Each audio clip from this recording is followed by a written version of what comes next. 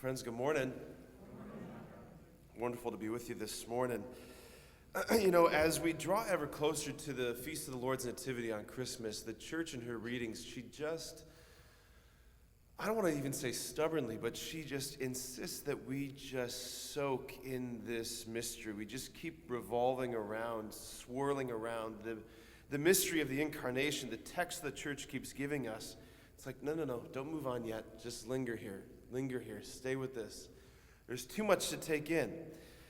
One of the ways that the church has marked this is that every year in Advent, beginning on December 17th, the church begins praying what's known as the O antiphons. Just curiosity, who's familiar with that phrase, the O antiphons? Okay, so a few of us, all right.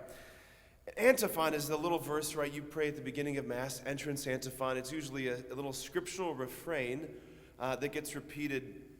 There's entrance antiphon, communion antiphon, the offertory antiphon. It's the hymns, essentially, that are proper to the Mass. That's what the antiphons are. They're the verses associated with psalms that are proper to the Mass. In this case, the O antiphons, they're not found in the liturgy, they're not found in the Mass for the Advent Masses. They're found in the Liturgy of the Hours. They're the antiphon for the Canticle of Our Lady, the Canticle of Mary, the Magnificat. So beginning December 17th, leading up to Christmas, there's a series of these antiphons that are just dripping in poetry and beauty. So today, this is the fourth of the O antiphons, and it's O Key of David. O Key of David. So again, each of these antiphons, they're ancient. They were chanted by medieval monks, and they were later incorporated in one hymn. That's the genesis of the hymn O Come, Emmanuel. Okay, before I say a word about this antiphon, O Key of David, I want to say a word about that word O. It's the beginning of these, the O antiphons. What's the deal with this O? It's not the O of someone who's surprised, like, oh, that's not the O.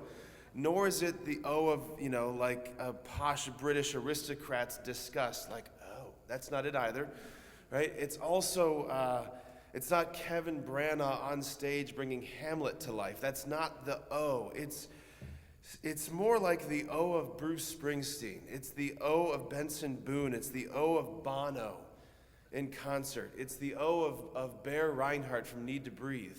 Some of you are like, I'm so lost all of a sudden. Okay.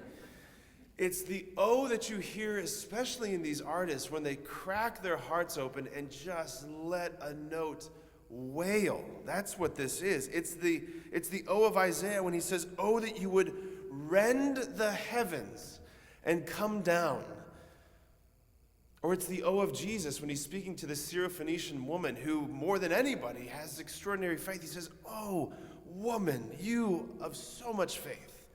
How great is your faith?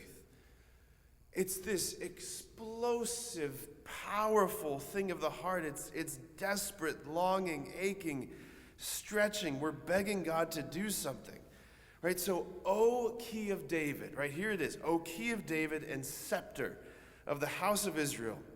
You open and no one closes. You close and no one opens. Come and lead out of prison the captive one who still sits in darkness and the shadow of death. That's that O antiphon. Okay, so with that in mind, I want to read this. It's a sonnet. It's a sonnet written by a brilliant, he's a hobbit of a man, really. He's an Anglican priest named Malcolm Guite. I discovered Malcolm Guite a few years ago, and his poetry is some of the best. It's so good. So he wrote a handful of sonnets that correspond to these O antiphons. So this is his O antiphon sonnet for O radix David, O key of clavis Davi, key of David. Here's what he says. Even in the darkness where I sit and huddle in the midst of misery, I can remember freedom, but forget that every lock must answer to a key, that each dark clasp, sharp and intricate, must find a counterclasp to meet its guard, particular, exact and intimate, the clutch and catch that meshes with its ward. I cry out for the key I threw away that turned and overturned with certain touch, and with the lovely lifting of a latch, open my darkness to the light of day. Oh, come again, come quickly, set me free. Cut to the quick to fit the master key. feel like that's where we got to do snaps at the end of it. Jesus is the key. Each key being specific and intricate, right, matches the particular grooves of each lock. That's how keys and locks work. What's so beautifully different about the key of David, about Jesus as the key, is that unlike any other master key that's unflinchingly rigid and unyielding and exact, the master key just is what it is. The key of David, Jesus, he's malleable. He's moldable. He accustoms himself to the intricate shape of every heart, the intricate shape of every person. That's what he does. In his absurd humility, he descends, he lowers himself. He looks at each of us and says with total sincerity, whatever you need, I'll do it. I'm willing to go to whatever lengths, whatever depths you need for me to do so that your heart can finally surrender to me. I'm never going to bang down this door, but whatever you need, I'll do so that you'll let me in.